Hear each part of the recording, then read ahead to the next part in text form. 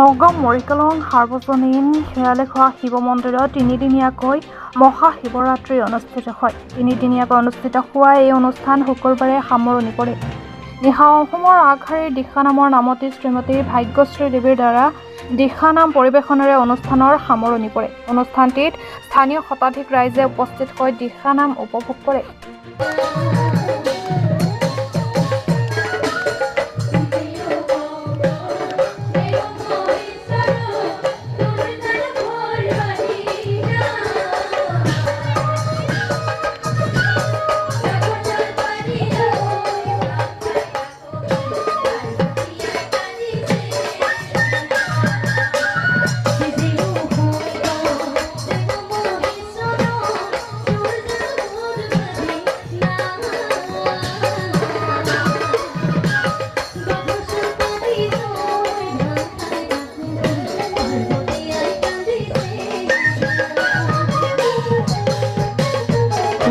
শিয়ালেখোৱা শিৱ মন্দিৰৰ এই শিৱৰাত্ৰি উপলক্ষে নামৰ আয়োজন কৰা হৈছে।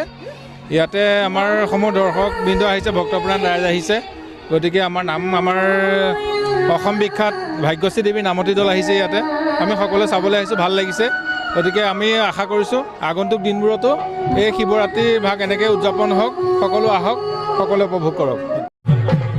হয়, মানে আমাৰ এই 1987 চনতে স্থাপন হোৱা মৰিকলং শিয়ালেখোৱা শিৱ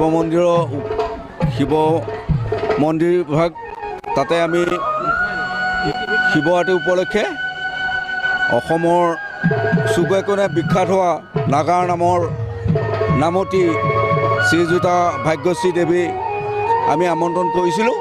কিন্তু শিৱৰাত্ৰিৰ দিনাই তেখেতক আমন্ত্ৰণ কৰা হৈছিল যদিও তেখেতৰ বিভিন্ন প্ৰগ্ৰেম থকাত আজিহে সময় দিব পাৰিছে।